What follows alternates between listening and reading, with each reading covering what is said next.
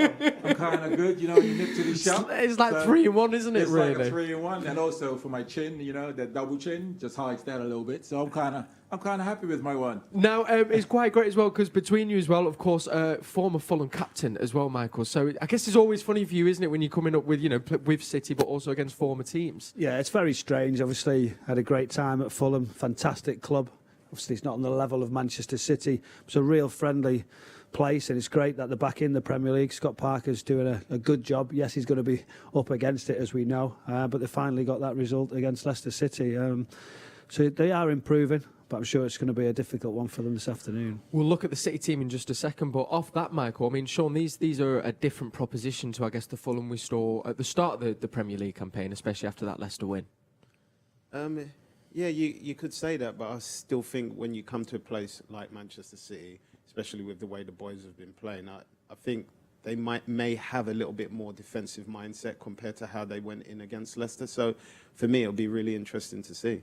It was interesting, Shaun, actually. I read it was an interview with Phil Foden ahead of the game this weekend, who I can tell you is on the bench. But he was saying that he sometimes finds these games harder, the ones that you're expected to win, knowing that they might probably come set up and put 5 men in defence and basically 10 men behind the ball. Yeah, well, surprising for him admitting that. Because when you see him play, you think, well, does he really find games difficult? Yeah. And the way City move the ball and the transition of play. So it's strange, but, in fact, he said that. But, again, I think it's one of those. Once you get on, there's my cover-up. Once you get on the field, once he gets on the field, all those, I suppose, those sort of thoughts will go away, and he'll be really confident, and as you always see him, give me the ball. He's on different angles, opening his body up, looking to be creative, scoring goals and creating chances. Hopefully, he'll be making an appearance a little bit later on in the game. Let's see who our starting 11 is, though, for our game against Fulham this afternoon. So in net, we have Ederson. At the back, Cancello, Diaz, with John Stones and Benjamin Mendy at left back. It is a midfield three of Rodri, Gundogan and De Bruyne, and a front three of Sterling, Mahrez and Jesus. Gentlemen, Michael, we'll begin with you. What do you make of that Manchester City 11 there to take on Fulham this afternoon? Well, it's a very, very strong side, as we know. John Stones gets his place again in the heart of the defence. That's one I really want to see how that develops. And he's missed so much football, John Stones, and he's one who can take the ball from the back, as we know. He's comfortable on it, and I think Pep Guardiola really wants that type of player. It just hasn't worked out for John Stones. So a very, very strong side at the top of the pitch, a natural striker, we've been saying, and we've gone with Torres, who's done a great job at times, and having Gabriel Jesus at the top, I think that can really help the situation. So very, very strong. Yes, there's a couple of changes, missing a couple of players, but as I said in the week, the squad's getting stronger. Off that as well, with that front three of Mahrez, of course, who was so brilliant against Burnley. Sterling as well, who we kind of have seen a couple of times been on the bench. Do you think he's been struggling for form, Shaun, for you, or nothing to worry about there? For me, there's definitely nothing to worry about. You can see he's still getting in the positions where chances are falling to him. You can say he hasn't taken them like he did last year, but all those things will come, I think, for me. And with those front three, it's a strong enough front three to scare a lot of the teams in the Premier League. Oh, absolutely. And also we're looking at that midfield partnership again of Gundogan and Rodri. Peps really seemed to kind of settle on those two playing. Of course, it was great to see Fernandinho against Porto. But what is it, do you think, about Gundogan and Rodri that Pep likes and why he seems to keep going back to it, especially in the Premier League? I think their versatility with Gundogan, he has that ability to step into those spaces further up and create those through passes. Because when De Bruyne is on the field, we tend not to see him as much. But again, you got Gundogan who can play that sort of 8 or 10 role. So he pops up with the odd goal, and not only that, he's able to drop deep alongside Rodri and transition the ball. So he's very good in possession. And remember, he was his first signing, so he has a lot of trust in Gundogan and what he's able to do. Rodri seems to be settling a lot now. His confidence will be high with games with Spain and also with City. I wonder what the dressing room was like when he come back from that game with Gundogan. But we'll leave that one there. But I think together those two, as Bruyne said, the squad is just getting better and more confident. And with the result of the last game, I think they're looking forward to this one and thinking, let's kick on again. Can we get another game with a number of goals and potentially clean sheet? Also, then, of that, Michael, I guess that is. Do you think that's why we've almost seen De Bruyne being able to do everything he's doing within the game, from coming deep to pressurising players, to tackling, assisting, spraying the ball, dictating the tempo? With the two holding, do you think it gives De Bruyne that freedom to do it? Well, it definitely does. You've seen Fernandinho back with Rodri in the week, and we started the season like that. I think it was maybe in the Wolves game, and very, very convincing, which allowed the fullbacks to get on, allows Kevin De Bruyne to go and do what he needs to do. But with Gundogan, he can do both. And he said he can step forward. He has a late run in him as well. So that's what we're going to have to see. Is he going to be the one who's going to sit next to Rodri, or is he going to be more advanced like the scene in the week? Against the back five, you need to try and create that overload in the wider areas. And I think that allows that with having the four people there, just that little bit of extra cover that everybody can go on from wide areas and try and put the pressure on the back five. It's interesting. I wanted to pick up on the overload because I only learnt about it over these last 2 weeks, because I always thought it'd be, you're dictating. If the overload's on the right-hand side, that's what you're going for. But Shaun, I think it was you saying that actually what the overload does is you overload one side to create a one-on-one situation on the other side and get it out quickly. Am I right in saying that? Yeah, you're definitely right. I think watching City since Pep's been here, that's what it seems like happened. And I think one of the key components in that was Fernandinho. I think it used to pop around on one side and the ball would come out to him, and left or right, he would automatically know that there's a player out there. So he can either get it to the fullback, who then passes it straight to obviously the winger, or he gets it straight to the winger, whoever it may be at that time, and it leaves him in one-on-one positions. Which, as we know, Pep Guardiola loves so much. And speaking of Pep Guardiola, here he is now giving us his thoughts ahead of our game against Fulham at 3 o'clock. Pep, 6 changes to your team from midweek. Raheem Sterling returns to the starting lineup in the Premier League. Is today a good opportunity for him to add to his goals tally? Yes, every game is an opportunity for everyone, not just for him. So, yes, of course, not a chance. Football is now. It's not tomorrow, not 2 hours before. So it's the moment we start the game. How different is the Raheem we see today than perhaps a couple of seasons ago? Is it more than just about goals for him now? Well, since I came here, we are together, always was excellent. Not just scoring goals and assists and fights and consistency, no injuries, his fiability and always be ready. So, yeah, it was good. How do you assess the competition for places defensively? Is that the biggest, perhaps, challenge to the likes of Laporte, who's on the bench again today? No, John played really good the last 2 games, and he deserves still continue to play. Always depend the performance. Like yesterday, I said the skills, the qualities always are there. If not, could not be in Manchester City. So, but it's how you perform every training session, every day. Are Fulham a different proposition after that win against Leicester? But Fulham always have an attractive way to play, and they have the quality up front with Caballero and Logman and Loftus-Cheek, and they have a good organization. So they want to try to, when they are in the final third to play. I imagine arrive in a good mood for the fact they won in Leicester. But the Premier League always was like this, so everyone can beat everyone. So and every game is everything can happen. And your 700th game as a manager, how significant is that milestone for you? It's quite good. So 700 games is a lot of games. So yeah, hopefully can do it more. Thank you, Pep. Thank you. What a treat for us, of course, to be the club that he's managing for his 700th career game as manager, Pep Guardiola there. How difficult is it, do you think, to amass 700 appearances as a manager? And I think I saw yesterday he's got either it's just short of 70 or just over 70% win rate across all those games. I mean, that's just unfathomable, Shaun. It is. It's really unbelievable. That stat in terms of 70%.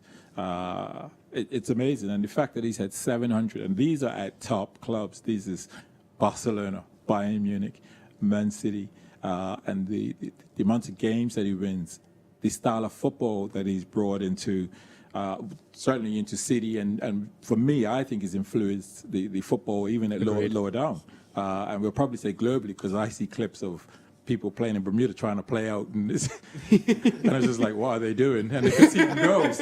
But this is the influence that Pep has had. Go total football with a goalkeeper that's good with the ball at his feet. So, but his record is phenomenal. He plays to win. He's a serial winner, and I think it's just amazing that he's able to mount this amount of wins with that many games. It's brilliant. I mean, because there's always the conversations around Pep, transfer, budget that he gets, the top class players that he kind of inherits and brings in. But actually, like when you go across 3 teams, Michael, there is so much more to it, I think, than what's talked about in the media. Do you think? Well, there is. Listen, we know about the amount of help he's had at football clubs regards to the signings, investments. That's helped for sure, and he actually is the first to admit what he's been given.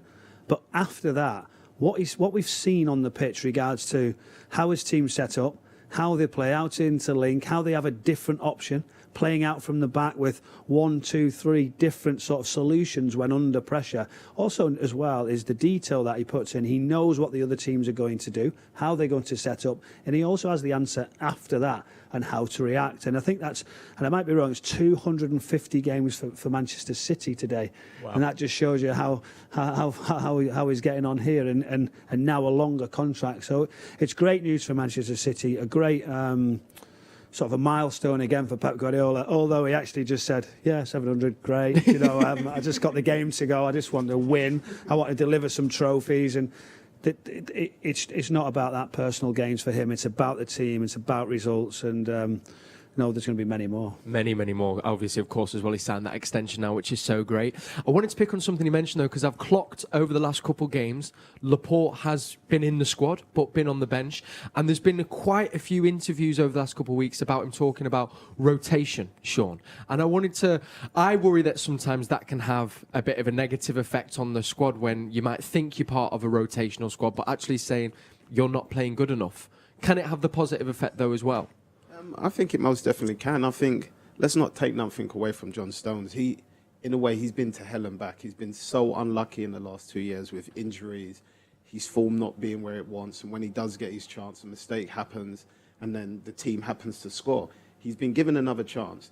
And in the 2 games I've seen him play, you would never think he's missed any games. I thought he played excellent. He defended well. Mm-hmm. He came out with the ball. He created things from the back as well and set up counter-attacks and moving the ball forward. So for me, I think he deserves to stay in the team. I think that is healthy. If you play well, you warrant to keep your space until you don't.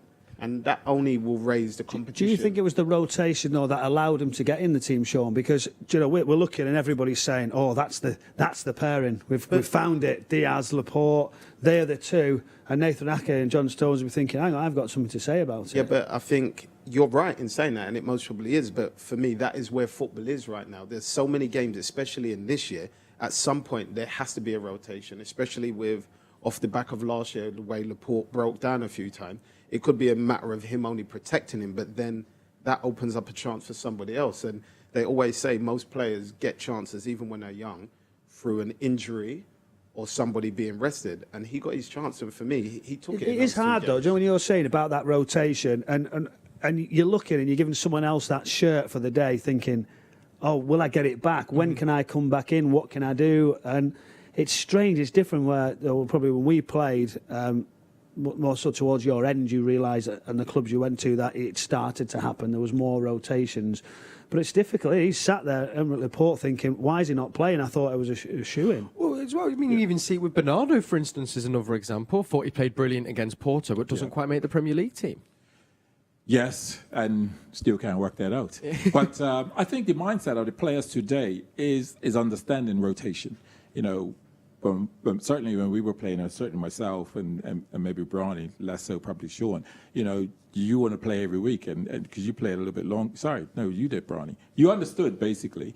Today, you understand that, there's a rotation that's going to take place. When I was playing, it was like, I'm playing, I'm starting, I want to score, stay in the team for next week and the week after and the week after. I think the mindset for players today is, I play well, I may not be in the next game. I may be not in the following game, but the third one, I'm in. And I think they understand this. And they're like, they sort of able to come in, play well. And I think it's difficult personally, but I think players have adjusted to this. See, Goats, I don't actually think they have. I think it's just one of those things they learn to live with. Because I think if they wasn't, say, at a club like your Man Cities or your Chelseas or your Liverpool, their reaction will be completely different. But because they know the talent and the ability is, if not on par or better than them, if they're not performing at that level all the time, they kind of have to deal with it and just learn from it and hope they get to that level of that consistency, I think. I guess a great example of someone doing exactly that would be Riyad Mahrez, because if you remember, he kind of was struggling for a couple of games, and then I think he got dropped from the squad, came back, was only on the bench, and then that last game against Burnley was his start, scored the hat-trick. Do you think, Brownie, then it is also a little bit of Pep challenging his players, given that we had a slight, I want to say, I know it was a difficult start to the season, but there was a dip in form that we seem to have come out of, and do you think that is all part of this kind of freshen up, do you think? Well, if you're looking and you're saying Riyad Mahrez has left out the squad, why is that? Yep. Do you know, has he not trained well?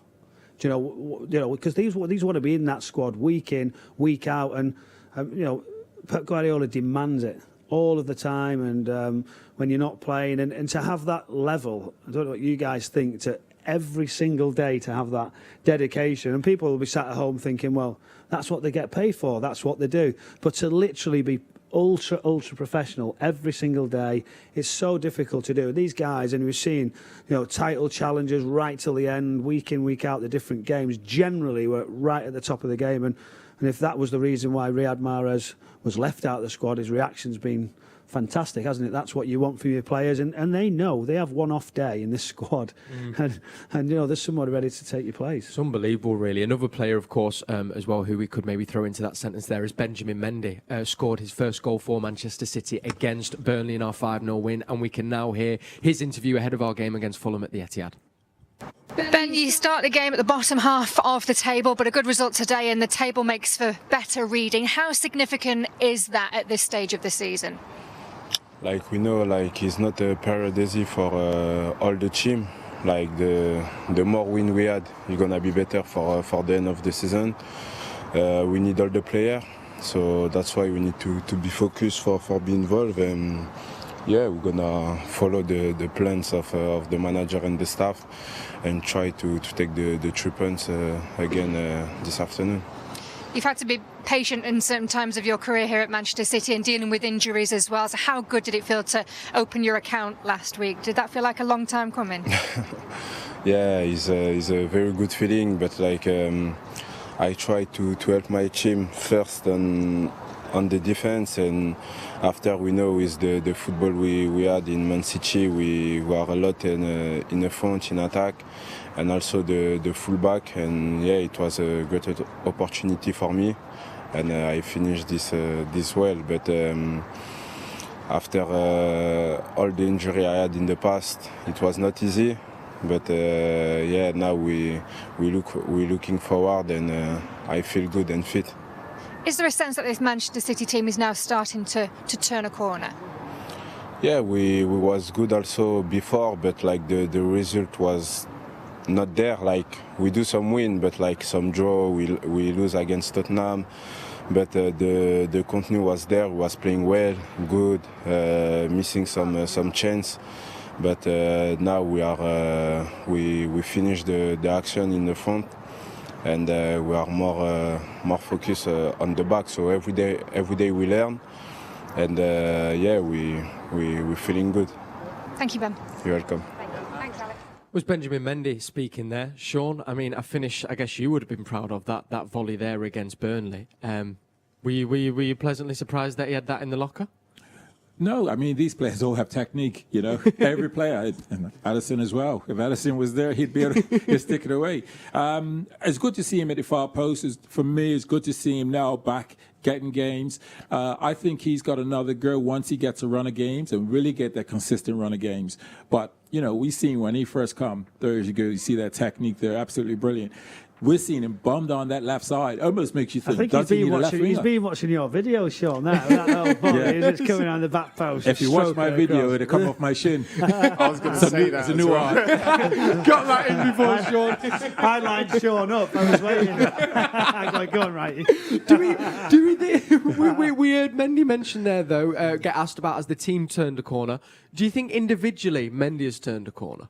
Yeah, I think for him, he just wants a few games to get that rhythm, and and that's depending on Pep and rotating. So he may say, yeah, Mendy gets 5 games in a row, or he may go, you play every other game. But if he gets himself a run of games, I think we will see another gear with him, because when he first come, I was looking at him and thinking he doesn't need no winger in front of him. Yeah. He could handle that whole left side, the way he was going forward, the crosses he was putting in. I was just like, I would love to be on the park with this guy, because the crosses he's putting in are just saying, go on, get onto that, tap me in. And I love the tap in.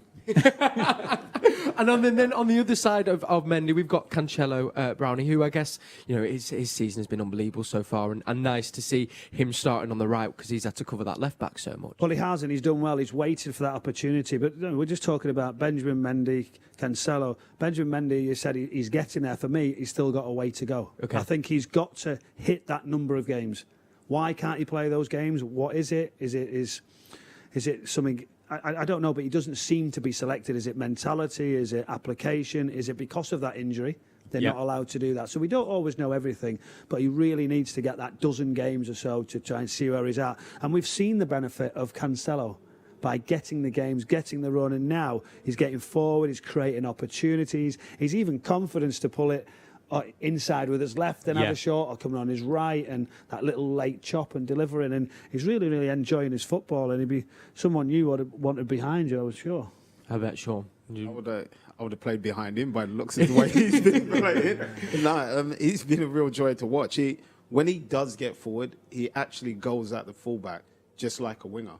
Like Brownie said, he'll go left and right, and he'll move them around, and he can see passes as well as putting great deliveries. But then, as a defender, he defends really well as well. So I think for me, he, like you said, he's playing fantastic this year. What does it do as well? I don't know if any of you can answer this, but I've noticed, especially with Cancelo and Walker kind of learning, but that dropping into the centre midfield position, and Cancelo does it so well because of his technical ability. But what does that do on the pitch for the team? I think for me, I don't know if that's the reason why I say, I think if both fullbacks drop inside, especially when the ball's high in the pitch, it allows, in a way, the attackers to be more free in attack. And the DM midfield can move closer to the box for any knockdowns. It also stops us from getting hit on the counter-attack down the centre. Everything would pretty much have to go wide, which then would allow us time to get back into position.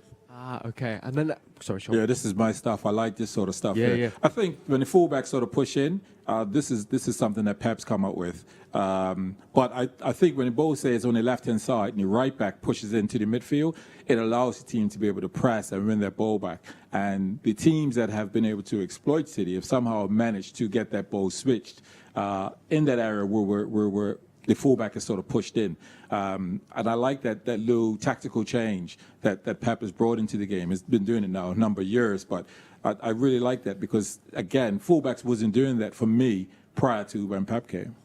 See, for me, Cal, it's as a defensive midfielder, you're looking, how do you mark Manchester City's three? Yeah. So what they'll do is there's normally the deep lying midfield player, the two more advanced, can go in behind them. So at that point, when the next one comes in, obviously the wide player can just drop the line, which gives the fullback a problem. Can he go that far down for the wide player, or does he stay and keep it tight where the forward runner's going in the side of him? And then obviously then if it's a Kyle Walker or a Cancelo, he comes and then be's that link, that pivot to be able to rotate. It's just an extra level for them to go. And as a midfielder against Manchester City, you don't know whether to stick a twist, how far can he go. Once the possession starts to move and rotate, it's very difficult. So genius. Thank you for that as well, gentlemen. Okay, quick pause from us talking about tactics and the team. Of course, we bring you this in We're Not Really Here. Mystery Blue time. Now, we reveal after full time, so you'll have to come back and join us to find out who this is. But can you work out who this Mystery Blue is this week?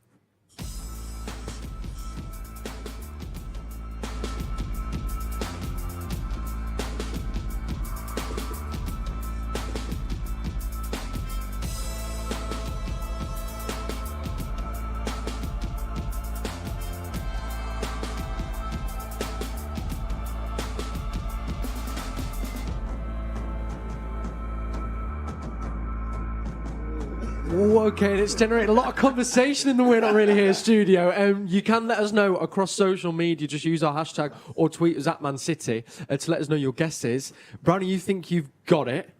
I'm not going to say. No, don't say. You think you've got it. He's not got it. And then Johnny, you've got 2 names in mind, and Sean G, you've got 3 names in mind.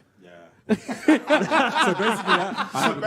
I haven't got a clue. You've got a tentative 2, Sean. Okay, what we might have to do is we'll have to get you to write it down, and then when we reveal it later on, see who got it right. But do let us know your guesses for our Mystery Blue. We'll check in one more time before the end of the show, and then after full time, we'll find out who it is. Goals was on the agenda against Burnley, and it's also something that we've managed to enjoy when we played Fulham. We've got a whole brilliant selection of goals here that we scored against Fulham across the years. Check this out. Fowler. Oh! Good header, and it's knocked in by Rayner. There's a chance for City to level it, and they have. Oh, that's a terrific goal by Richard Dunn. Karate. And it's a chance for number 3. Joey Bond, but it's a wonderful Manchester City goal. Darius Vassell. It's Martin Petrov, and that's the equaliser. And Petrov tucks it in. Petrov! It's a double for the Bulgarian. Oh, that's magnificent! Benjani! And it's in from Benjani. Allowed to travel, and that's a superb goal. Where's that one going to drop? Adebayor! Petrov! Deflection off! And it's turned in by Santa Cruz. It's chance for 2. Carlos Tevez! Beautifully done. Shot from Zabaleta! Absolute screamer. Company, the 2-who. Shooting chance for Zabaleta. It is 4. Balotelli. Superb goal. It's Aguero. It's 1-0 to Manchester City. Oh, it's an own goal. Aguero, they can finish it, and Dzeko does. Carlos Tevez, David Silva with a touch. Wonderful stop from Schwarzer. And in Dzeko. Armed away by Schwarzer. Silva's following up. It's Yaya Toure. And then snapped in. Having a face about him. Brilliant. Aguero was trying to pick out James Milner. That's a fantastic goal again for Manchester City. Shifted into Toure. Oh, it's magic.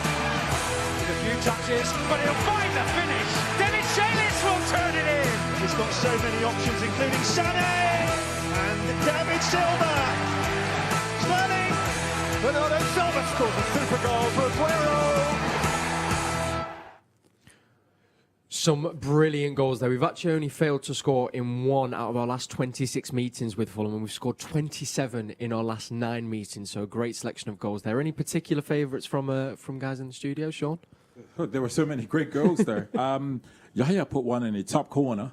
I saw a great assist. Trying to think, who was that? Negredo. Negredo's assist outside the foot.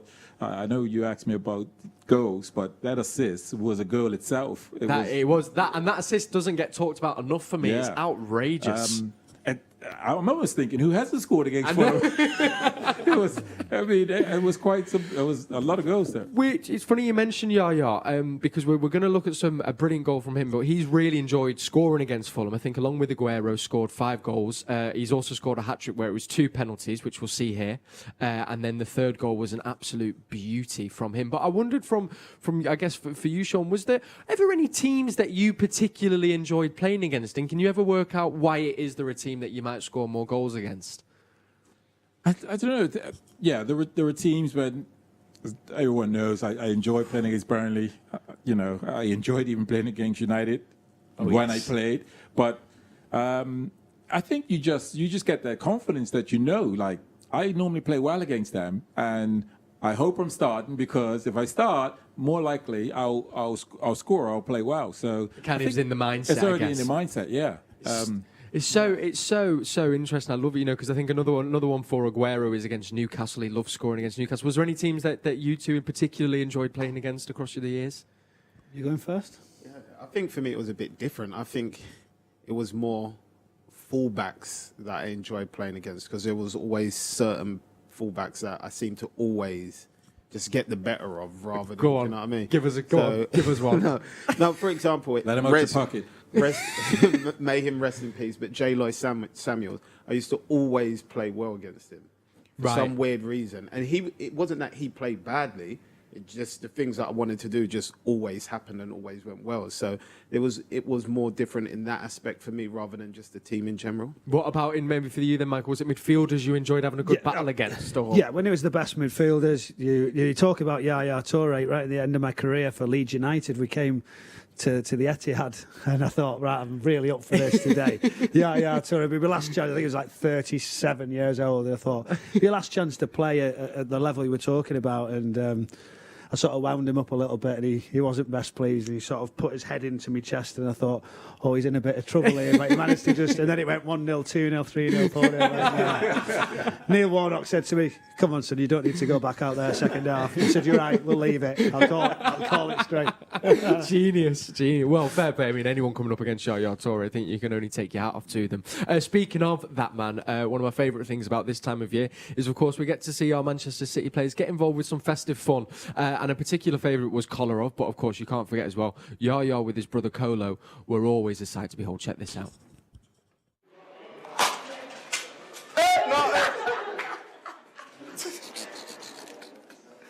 Why do snowmen? Why do snowmen go to dance? Yeah. to a snowball.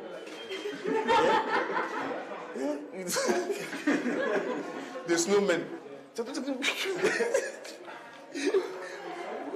What do ghosts eat? What do ghosts eat? Ghost? It's ghost. It's le fantôme à manger. Spaghetti.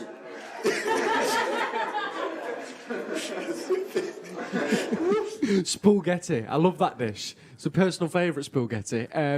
That was Kolo and Yaya doing some Christmas cracker jokes, and we thought, you know what, gentlemen, inspired by that, we're going to do some dad jokes. Excellent. Absolutely We've been really looking forward to it. I mean, we love getting your great insight and tactical knowledge, but of course, why not have a little bit of fun with dad jokes? Very simple. I think you've got some written down on some cards. You have to deliver the dad jokes. No laughing from anyone in the studio listening. Okay?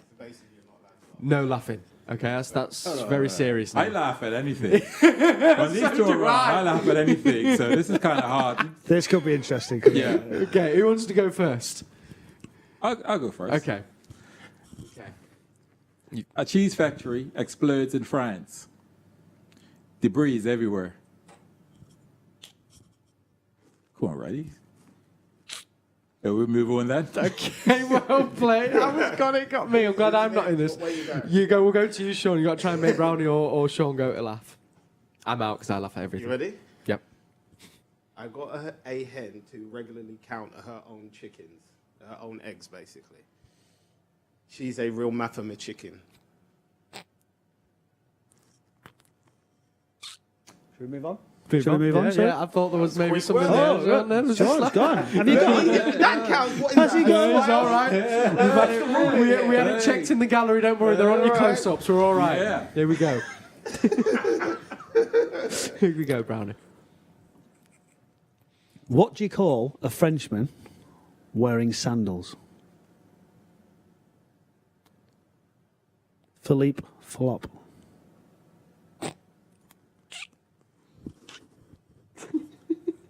Dickie's found it funny. Okay, that's a great one, that Brownie. I'm nicking that one. Okay. Yeah. Likes that a lot. Do you think the viewers are laughing at that? Yeah, 100%. All right, we'll go one more round each. All right, go on, Sean. There you go. All right, here we go. What do we call a donkey with only 3 legs? A wonky.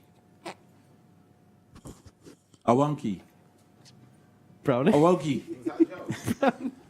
Brownie. Not bad, that. That's Not all right. bad. I thought there was nearly got Not bad. Brownie there. There was a slight clench there, I think there was. You got Heartman Brian. He's never going to laugh, is he? Come on. Okay. Come on, right. You make us laugh. Come on.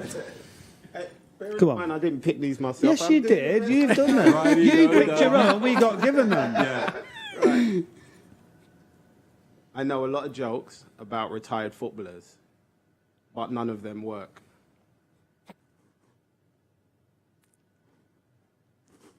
Wow. Silence. Blue steel. Yeah. Silence. Yeah, no one's laughing at that. Should we move on? Yeah, go on. What do you call a hippie's wife? Mrs. Hippie.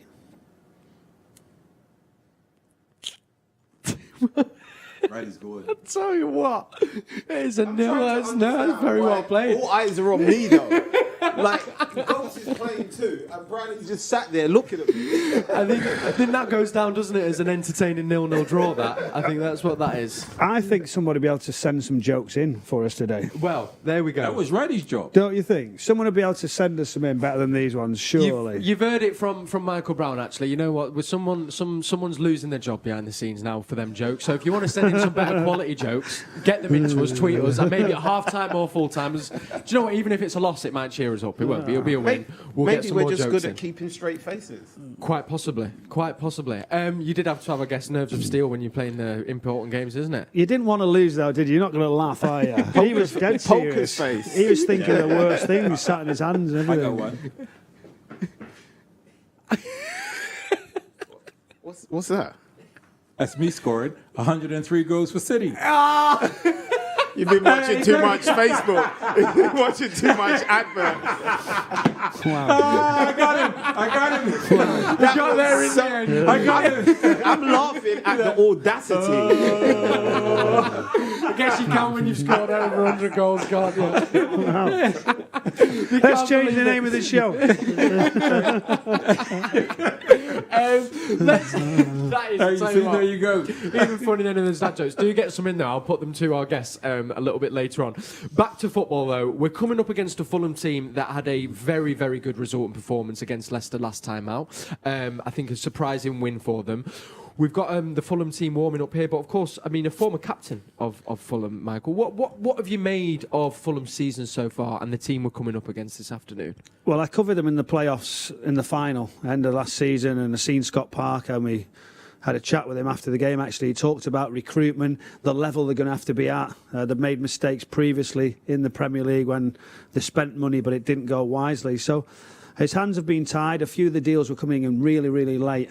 So for his side to get sort of any continuity early was going to be difficult for Scott Parker and Fulham. And he's just finding his way now. He's changed a few things. The mainstays of the team, Tom Kearney and Mitrovic at the top of the pitch would have been a definite starters. And you've seen the likes of Cavallero come in, Loftus-Cheek and Lockman on the left-hand side of a front of attacking three.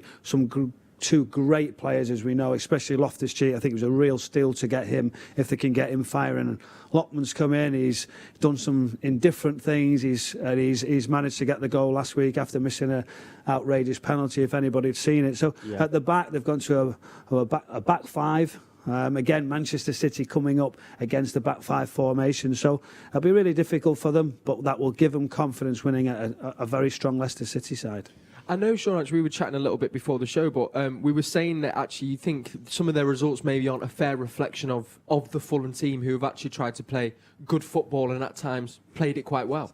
I can totally agree with that. I think the one thing I notice in their games, and I think the guys that have seen their games may agree with me, but for me, they do play well, really well football. They play football good, attack well, but I think sometimes, especially along the back, there's always a lapse in concentration. Like some of the centre-backs take too many chances with rash tackles and strikers skip random, and then it kind of opens them up and the team normally goes and scores against them. And sometimes it has actually been against a run of play with Fulham, and then we all know what that's like when things are going badly. Yeah. No matter how well you are, it still ends up that you end up losing.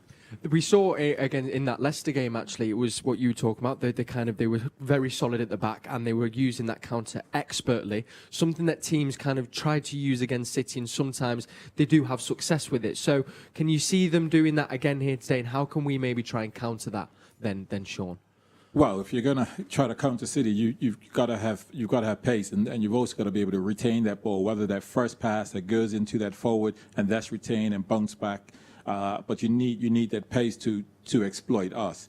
I think from City's point of view, what City will do is, once losing possession on the odd occasion, I think it's that pressure immediately to win the ball back, because that there becomes the problem when teams have been able to counterattack against City. That immediate pressure, and if we could apply that pressure immediately to stop perhaps that ball going forward or two passes to exploit us, I think then we'll have a lot of joy today. And Shaun was saying in regards to fullbacks. I think what they'll do is, as well as, and just saying, Anderson, who's came in at centre back, Leon Loney, has been really the figurehead, sort of the organiser at the centre back position. And Manchester City will be looking to set traps. Who's the weakest on the ball? Who is there a little trend that they can find? Because when you see the sides with build-up, they want to try and play a particular way, so it'll be out to the right-sided centre-back, the next pass is here.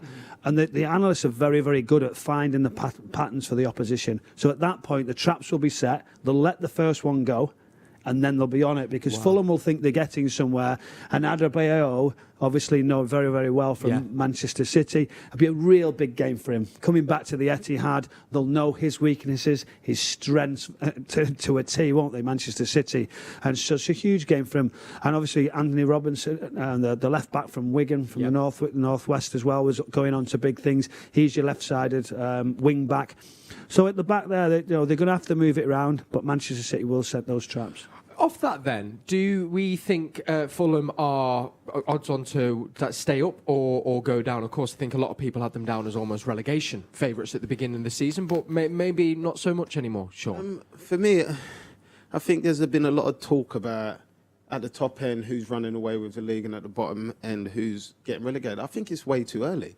I think we're 9-10 games into the season. I think those conversations don't normally ever come up until after Christmas. So I think let's just see what happens, because they put a run of games together of 3 wins over the Christmas period, and that position changes incredibly.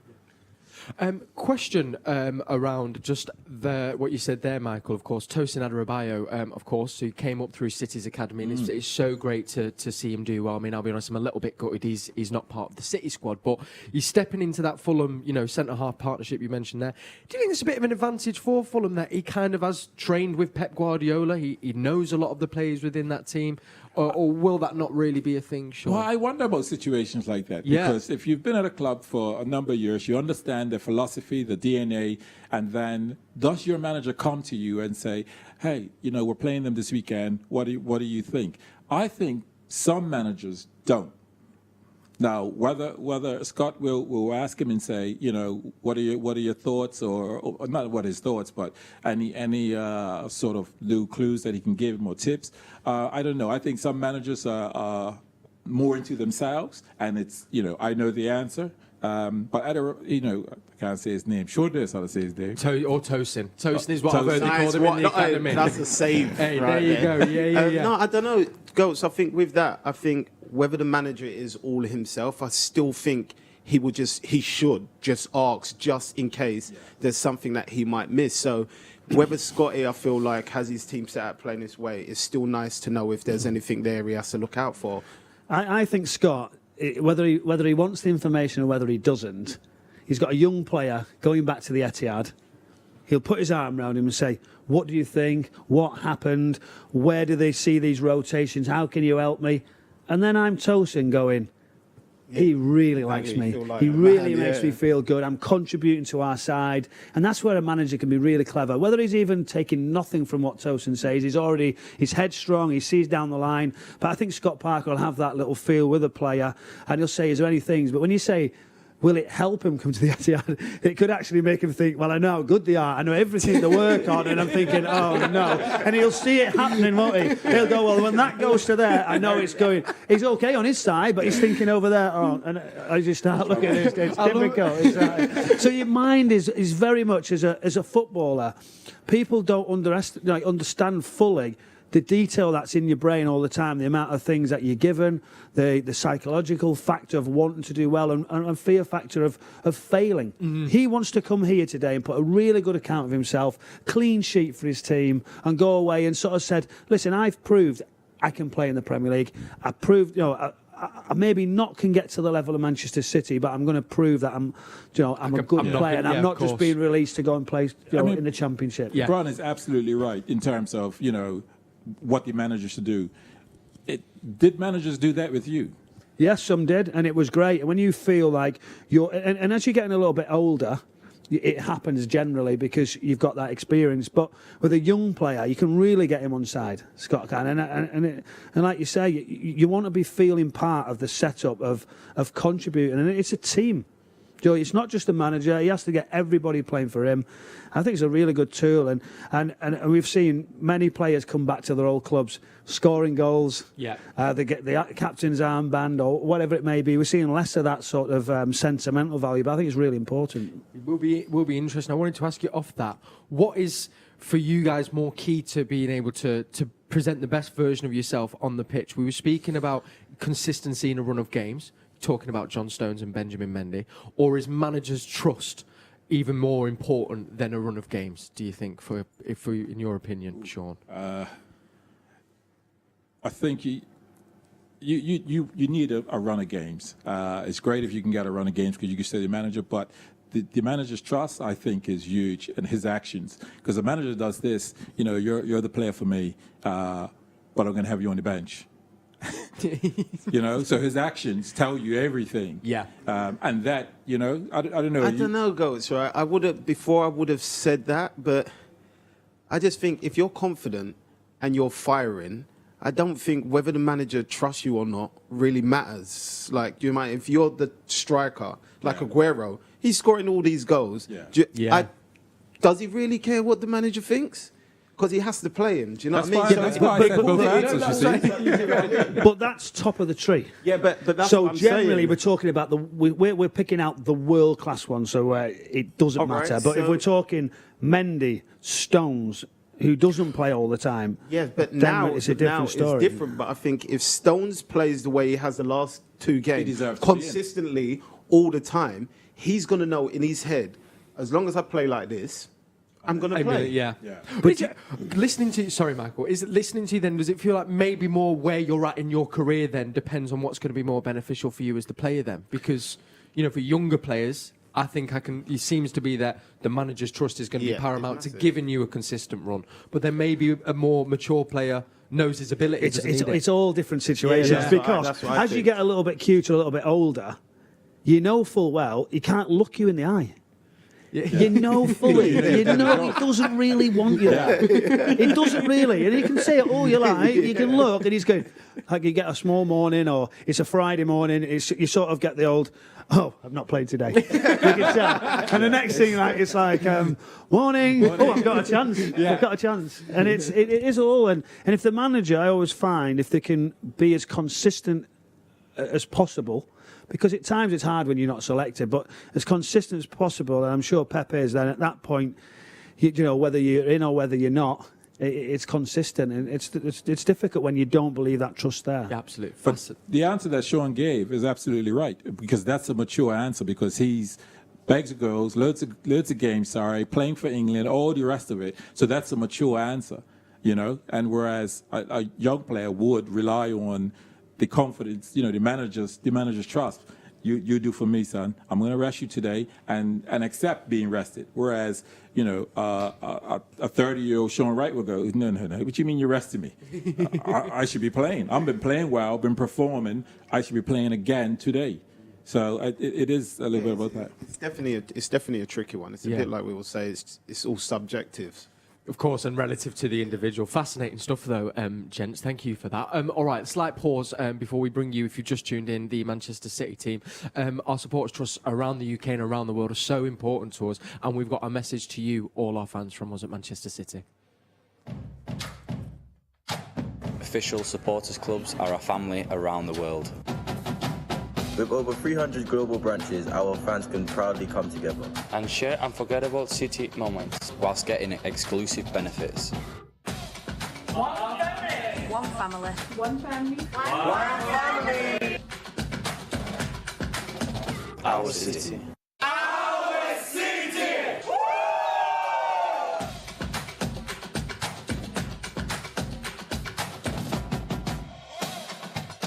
Join our official supporters club family today.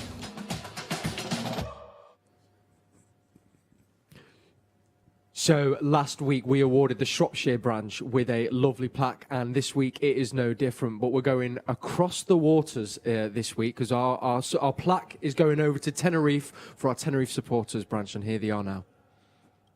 Hi there, it's Harvey here from Tenerife Citizens, Manchester City's official supporters club. Yay! Here we are in beautiful downtown Los Cristianos with the sea across there. there. We've just seen City win 5-0 against Burnley. Should have been 6. On you, Blue. Here we go. We've been here since 2019 as an official club. We started at the Blue Terrace, now we're here at the Queen Victoria behind us. And all we want to say to you is cheers. And now it's back to the studio. Massive thank you there to the Tenerife supporters branch. So that'll be on the way over to you in Tenerife. I mean, I'm sure we won't be short. Do you want me to take it for you? I was just about to say, people offering to bring that over. Take it, middle of December would be perfect. Well, maybe we could do a group trip. I tell you what, how buzzing would they be, though? Imagine if you three turned up there. Well, I've already got my bags packed. So I'll be fitting in your suitcase, right? But if you are a part of a supporters branch out there as well, come get in touch, because you never know, we could be celebrating you on the show and sending a plaque your way. This show is very much for the fans. Now, team news in just a second if you've just tuned in. But today actually marks a very special day. He might not know, but for one of our guests here in the studio, because it marks 19 years to the day that he scored his first goal for Manchester City. Shaun Wright-Phillips, I'm talking about you, and here it is. Talk us through this. 19 years ago. I thought it'd be black and white. top bins. You know, I've got to stop springing stuff on me like that. What a moment that must have been. And is it still very vivid for you, that kind of yeah, because I remember the journey down, and we was all talking, because the fans were obviously suspended from the ruckers and the seat ripping up between the Millwall fans. So we all was talking, and we basically said, knowing my luck, I'll go and score my first goal when the fans wasn't there. So we all just said, basically, with some of the goals, we'll jump over and sit, obviously, in the crowd. Yeah. No way. Did you jump over? No, I don't think I did on mine. I think we did it on one of the goals, if I remember correctly, goals. Yeah, we jumped over and we sat down. Riley couldn't get over the billboard. So we decided. I think I set myself up there, innit? You did. I'll take the assist. But you couldn't see on that movement of the goal there, right? Knowing that, right? Had you pulled off? I pulled off. Yeah, so Riley could create the space. Yeah. You created the space. I knew it. They didn't quite see that one. He's there as well, You were sure. There you go. But we wouldn't go over because... Well, do you know what? That game there is, there's the song and kind of what the show is inspired by, We're Not Really Here. There's no one's actually been able to quite pinpointed where the song originated from, but a lot of people say it is from that Millwall game, because no fans in the stadium. We're not really here. Interesting stuff. I could believe that, because there were some City fans in the stands, and they would have been probably singing "We're not really here. We're not really here." Because the number of I was just saying, when you sing it, don't really look directly at me, because Millwall fans didn't sort of take it to me too often. Take that too well. We've just got under 7 minutes till kick-off. So before we get predictions from our guests in the studio, let us just bring you the team news. If you've just tuned into us here on We're Not Really Here, Ederson starts in net. It is a back four of Cancelo, Diaz, John Stones and Benjamin Mendy, a midfield three of Rodri, Gundogan with Kevin De Bruyne, and a front three of Mahrez, Sterling and Gabriel Jesus spearheads the attack. So, gentlemen, prediction time from you all in the studio. And, Michael, I know this is slightly tough for you, given it's coming up against a former club, so we'll start with Goat. What are you thinking today, sir? Yeah, I'm going to go 3-0. I think the confidence is really good. And I think, again, we'll go with that clean sheet. I'm going for a 3-0. 3-0 strong. We love that. Michael, what are you thinking? I think there's 3 goals. It's always difficult, Phil, when it's my former team. I've got a few, by the way, before we say it. Yeah, we know that already. I'm going to try and give Fulham a goal. That's probably as good as I could possibly do. So I think 3-1 to Manchester City. 3-1, okay. You sticking around the 3 ballpark, Shaun? I'm going for 4. 4? I'm 4, gonna have 1 or 0? 4-0. 4-0, love that. And okay. I think Sterling and Jesus are going to score, and I think Mahrez will get 3rd. Okay, all right. I tell you what, that will trump Kevin Horlock's prediction if that comes in, because he got that 5 goal game. That's right. Do you know what? We need to get a prediction leaderboard. I think that's the next stage, isn't it, Shaun? When we started, it starts from today. It starts from today. It starts from today. Can't start before. Yeah, no. All right, we'll start it from today. There we go. Right, we're going to keep predictions leaderboard. Right, come and join us at half time, where we'll be getting into the first half of our game against Fulham, and then back at full time, hopefully celebrating a Manchester City win and one of these predictions being correct to get our prediction prediction scoreboard off to a good start. I just want to take a quick moment, though, to tell you we are looking for nominations for maybe a very special Manchester City fan. If you know anyone that you think deserves to be surprised this Christmas, then you're going to want to get in touch with the club. You might remember last year we surprised a very special Manchester City fan in the form of Derek, who was fighting a very tough battle with cancer. He had a brilliant tour around the stadium, was surprised at the end by Mika Richards and David Silva. So if you think of somebody that you think, do you know what, they deserve something like that, please do get in touch. It's right there, Christmas Citizen, and it'd be really lovely to get someone down and give them that surprise that they so deserve. Thank you so much for joining us on We're Not Really Here. We're back at half time. Do come and join us, and I hope you enjoy the game. Come on, City.